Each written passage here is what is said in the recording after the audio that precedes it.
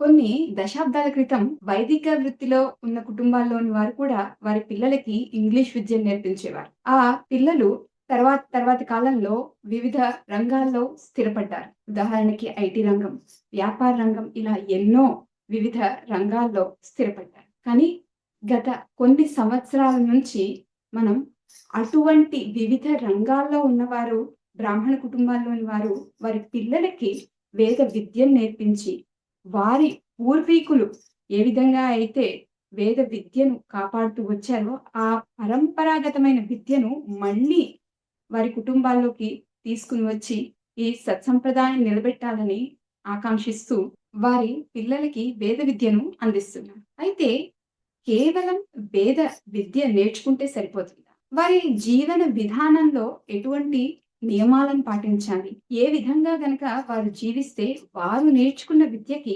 సార్థకత చేకూరుతుంది? ఇటువంటి విషయాలన్నిటిని కూడా ఈరోజు మనం మన గురువుగారైన కూనపులి గణేష్ కార్తికేయ ఘనపాటి గారి నుంచి తెలుసుకుందాం. సనాతనలకి స్వాగతం. సనాతన ధర్మ కేంద్రం కామేశ్వరి వాణి సమర్పిస్తున్న వేద విజ్ఞానం కార్యక్రమంలోని మరొక ఎపిసోడ్‌కు స్వాగతం. నమస్కారం గురువుగారు. నమస్కారం అండి. వైదిక ప్రార్థనతో ఈనాటి కార్యక్రమాన్ని ప్రారంభిద్దాం గురువుగారు. తప్పకుండా అండి. ఓం శ్రీ గురుభ్యో నమః. హరి ఓం.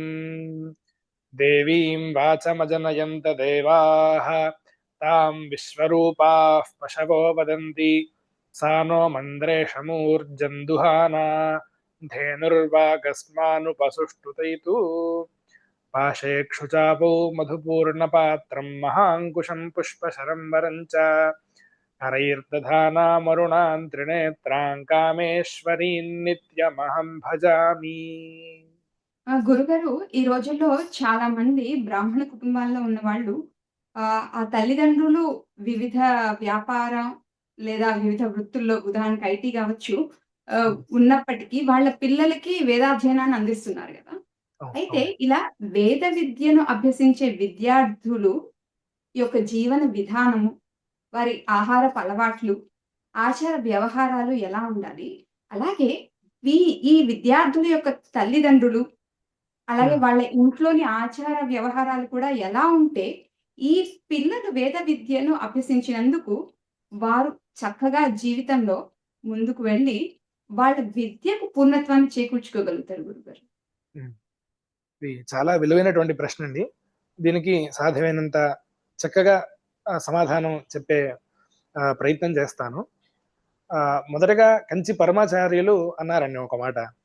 ఏంటంటే, వేద విద్యకి తమ పిల్లాన్ని పంపించినటువంటి తల్లిదండ్రులకు, అట్లాగే వేద పండితుడికి కన్యనిచ్చినటువంటి తల్లిదండ్రులకు నమస్కారాలు, ఖచ్చితంగా వాళ్ళు నమస్కారానికి అర్హులు అని అన్నారు.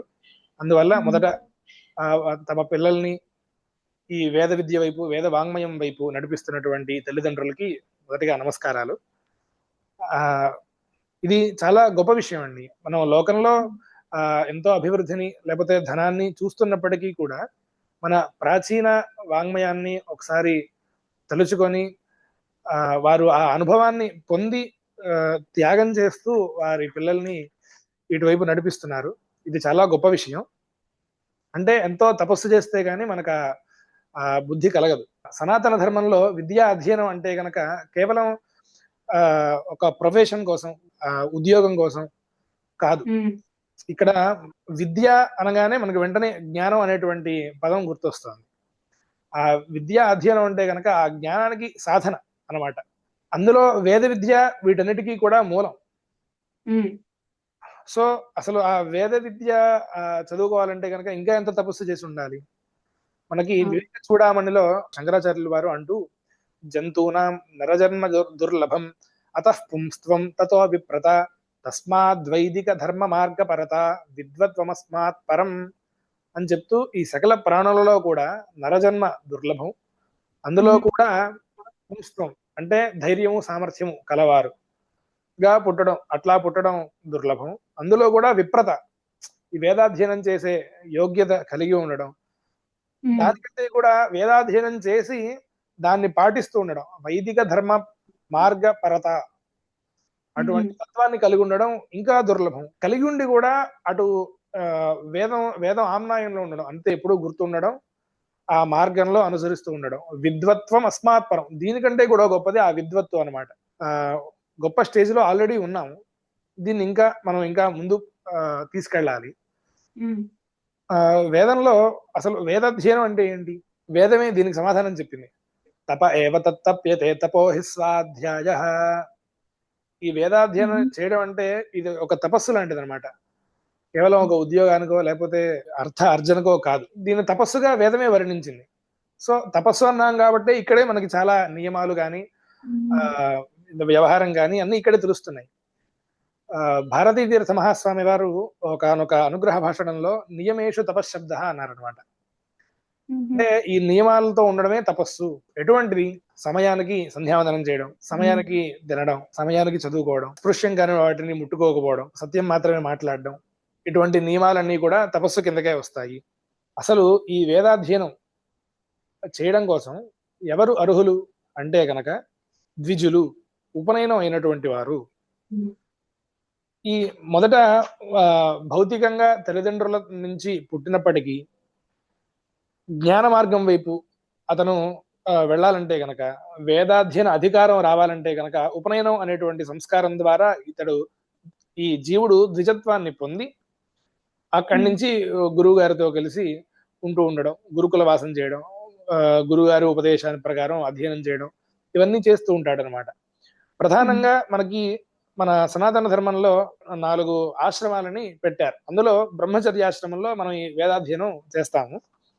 పూర్వకాలంలో ఎట్లా ఉండేది గురుకుల వాసం అంటే గనక, తల్లిదండ్రులు ఉపనయనం చేసి ఆచార్యుడికి ఉపాకర్మ అనేటువంటి సంస్కారం ద్వారా ఆచార్యుడి దగ్గర వదిలిపెట్టి అక్కడి నుంచి గురు శుశ్రూషతో 12 సంవత్సరాల పాటు కఠోర బ్రహ్మచర్యాన్ని పాటిస్తూ, ఆ బ్రహ్మచర్యంలో కూడా పొద్దునే బ్రాహ్మీ ముహూర్తంలో నిద్రలేవడం, ఆ తర్వాత కాలకృత్యాలు, సంధ్యావందనం, అగ్నికార్యం చేసుకుంటూ, ఆ తర్వాత అట్లాగే మధ్యాహ్నం పూట బ్రహ్మయజ్ఞం ఇవన్నీ చేసుకుంటూ, గురు శుశ్రూష అంటే కేవలం గురు చెప్పిన మాట వినడం అంతే. కుచేలుడు, కృష్ణుడు, సాందీపని గురుకులంలో ఈ విధంగానే అధ్యయనం చేశారు. అక్కడ మనకి ఇక్కడ ఇంకొక సాధన కూడా మనకు అవుతుంది జీవితంలో. అహంకారం అనేటువంటిది రాకుండా ఉండడం కోసం చిన్నప్పటి నుంచే రాజైనప్పటికీ పేదైనప్పటికీ ఎవరైనా సరే అందరూ గురుకులంలో ఒకళ్ళే. ఎట్లా ఉంటుంది ఈ గురు శుశ్రూష అంటే గనక, గురువు గారికి సమిధలు తీసుకురావడం, గురుగారి దేవతార్చనకి పూలు కోయడం, లేదు ఆశ్రమాన్ని శుభ్రం చేసుకోవడం, ఈ విధంగానే ఉండేది. ఆ తర్వాత గురువుగారు ప్రసన్నులై వారి తపశ్శక్తి ద్వారా నీకు ఈ విద్య కలుగ్గాక అనగానే అతడికి ఆ సమస్త విద్యలు కలిగేవి. పూర్వం అంత తపస్సుతో వాళ్ళ అధ్యయనాన్ని చేసేవాళ్ళు. అట్లాగే భిక్షాటన, ఈ విద్యార్థులు భిక్షాటన కూడా చేసేవారు. ఆ భిక్షాటన ద్వారా వచ్చినటువంటి అన్నాన్ని సంపాదించి వారు గురువుగారికి ఇవ్వగా, గురువుగారు భోజనం చేసిన తర్వాత ఉచ్ఛిష్టం ఏదైతే ప్రసాదం మిగులుతుందో అది మాత్రమే తింటూ వారు అటువంటి తపస్సుతో ఆ అధ్యయనాన్ని చేసేవాళ్ళు. శృంగేరి సన్నిధానం వారు శ్రీ విధిశేఖర భారతీ స్వామి వారు ఒకనొక అనుగ్రహ భాషణంలో హిత మిత మేధ్య అశనం తపః అనేటువంటి విషయాన్ని అనుగ్రహించారు. ఇక్కడ 3 పదాలు మనకి తెలుస్తున్నాయి. హిత, హితమైనటువంటిది అంటే ఎటువంటి సాత్వికమైనటువంటిది, ఎటువంటి తామసిక నిషిద్ధమైనటువంటి పదార్థాలు లేనటువంటిది. మిత, తక్కువగా తినేది, నచ్చింది కదా అని ఎక్కువ తినడం ఇటువంటిది కానిది.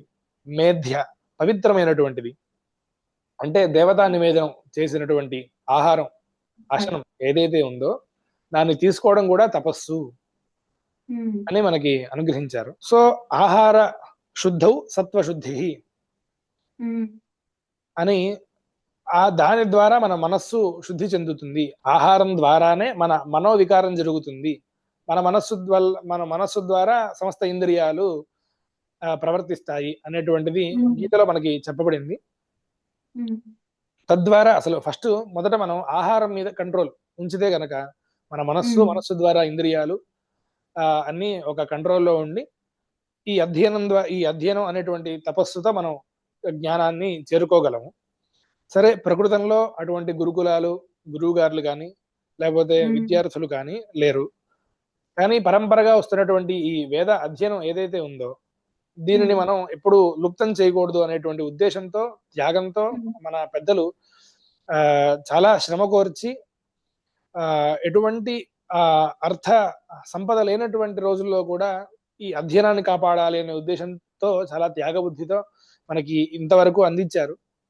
ప్రస్తుతం ఉన్నటువంటి కాలంలో ఈ వైదిక విద్యలకి కానీ, వేద విద్యకి కానీ ప్రోత్సాహం పెరగడం, జిజ్ఞాసులు పెరగడం, అట్లాగే పీఠాధిపతులు, మఠాధిపతులు కూడా దీన్ని సంరక్షించడంలో ఇంకా ఉన్ముఖులై పనిచేయడం వలన ప్రస్తుతం వేద విద్యా వ్యాప్తి బాగా జరుగుతోంది. తద్వారా మన భాగ్యనగరంలోనే సుమారు 30 వేద పాఠశాలలు ఉన్నాయి. దాంట్లో ఎన్నో వందల మంది విద్యార్థులు వేదాధ్యయనం చేస్తున్నారు. అందుకేనేమో మనకి భాగ్యనగరానికి ఆ భాగ్యనగరం అనేటువంటి పేరు సార్థకం అయ్యే అవకాశం ఉంది దీనివల్ల. ప్రస్తుతం గురుకులంలో ఉన్నటువంటి విద్యార్థులు 12 ఏళ్ళు సుమారుగా అధ్యయనం చేస్తున్నారు. సో ఇక్కడ ఏదైతే గురుకులంలో పొద్దునే బ్రాహ్మీ ముహూర్తంలో లేవడం కానీ, లేదు అగ్నికార్యం, సంధ్యావందనం ఇవన్నీ చేయడం కానీ, ఇవన్నీ గురువుగారి పర్యవేక్షణలో జరుగుతున్నాయి.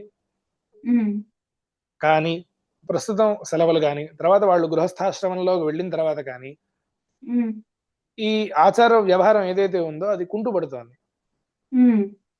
సో దీనికి గురువుగారు ఎంత బాధ్యులో అట్లాగే తల్లిదండ్రులు కూడా అంతే బాధ్యులు. ప్రధానంగా మనకి మొదటి ఉపనిషత్తులో అందరికీ తెలిసిన విషయమే మాతృదేవో భవ, పితృదేవో భవ, ఆచార్య దేవో భవ అన్నారు. కాబట్టి మొదటి గురువులు వీళ్ళిద్దరే. కాబట్టి వీళ్ళు ఎట్లా ఉన్నారో వీళ్ళని అనుకరించి పిల్లలు ఉంటారు. కానీ వాళ్ళు చెప్పంగానే వినేసి ఇట్లా ఉందామని సహజంగా అనుకోరు. ఎంతో తపస్సు చేస్తే గాని సిద్ధించినటువంటి వేద విద్య మన ఇంట్లోకి వచ్చిందంటే మనం ఎంత జాగ్రత్తగా ఉండాలో కూడా ఇక్కడ మనం ఆలోచించుకోవాల్సిన విషయం.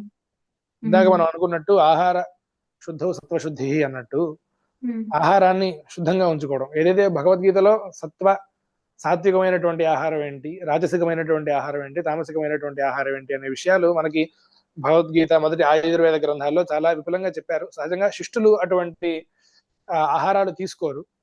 సో మనం వారిని యద్యదాచరతి శ్రేష్ఠ తత్తదేవేతరో జరాహ అని భగవద్గీతలో చెప్పినట్టే శిష్టులు ఏవైతే ఆహారాన్ని తీసుకుంటున్నారో వాళ్ళు ఎట్లాగైతే మడిగా ఉంటున్నారో వారిని మనం అనుసరించి మడిగా వండుకోవడం, నిషిద్ధమైనటువంటి పదార్థాలు తినకుండా ఉండడం, పిల్లలు సంధ్యావందనాలు, అగ్నికార్యాలు ఇవన్నీ జాగ్రత్తగా చేస్తున్నారా చూడడం, వాళ్ళకి తెలియని విషయాలు, ఇంకా వేదానికి సంబంధించినటువంటి విషయాలు ఏమన్నా పూర్వం మన జగద్గురువులు చెప్పినవి కానీ, లేకపోతే వేదానికి సైన్స్ కి ఉన్నటువంటి సంబంధాన్ని గురించి అటువంటి ఆసక్తి కలిగేటువంటి విషయాలని పిల్లలతో పంచుకోవడం ద్వారా కానీ మనం వారిని ఈ దారిలో పెట్టి తద్వారా మనం సార్థకులం అవుతాము, వాళ్ళు ఉన్నతికి చెందుతారు అనేటువంటి విషయాన్ని మనం తెలుసుకోవాలి. ప్రధానంగా ప్రస్తుతం ఉన్నటువంటి పరిస్థితుల్లో ఈ డిజిటల్ యుగంలో ఫోన్ల ద్వారా కానీ మిగతా సినిమాల ద్వారా కానీ మనస్సు ఎన్నో వికారాలను పొందుతోంది. మన దగ్గర ఎంతో పెద్ద గొప్ప గంధం చెక్క ఉన్నప్పటికీ దాని వాసన మనకి తెలియకుండా మనం దాన్ని పెట్టెలో పెట్టేసి తిరుగుతున్నాము.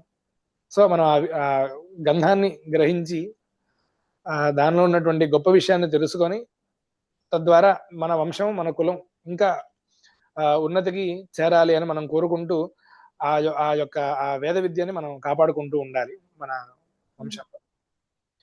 ఈ విధంగా ఒక వేద విద్యార్థి యొక్క తల్లిదండ్రులు కానీ, వేద విద్యార్థి కానీ బాధ్యతగా ఉంటే కానీ మనం చదువుకున్న అధ్యయన సార్థకత కాదు. తద్వారా మనం ఏమన్నా పారాయణ చేసుకుందాం అంటే కనుక ఆ తపస్సు ఉంటే గానీ అది ఫలితాన్ని ఇవ్వదన్నమాట. ఎవరికన్నా ఆశీర్వచనం చేయాలి అంటే ఏదో 4 మంత్రాలు చెప్పేస్తే అయిపోదు. దానికి తగ్గట్టు మనం ఆ తపస్సు ఉంటే గానీ అది ఫలించదు. ఆ ఆశీస్సులు సత్యం కావు. సత్య మనం సహజంగా ఏమంటూ ఉంటాం, సత్యాసంతు యజమానస్య కామాః అని మనం ఆశీర్వదిస్తూ ఉంటాం. అంటే ఈ యజమాని యొక్క కోరికలు సత్యాసంతు, నిజం అగుగాక అని మనం ఆశీర్వదిస్తూ ఉంటాం. అవి అవ్వాలి అని ఆ వాక్యం మనం చెప్పాలంటే మనకు తపస్సు ఉండాలి కదా. అందువలన మనం ఆ తపస్సుని చేయాలి, దాని అటువైపు మనం నడవాలి, ఇంకా పెంచుకోవాలి, పెట్టుకుంటూ ఉండాలి జీవితంలో.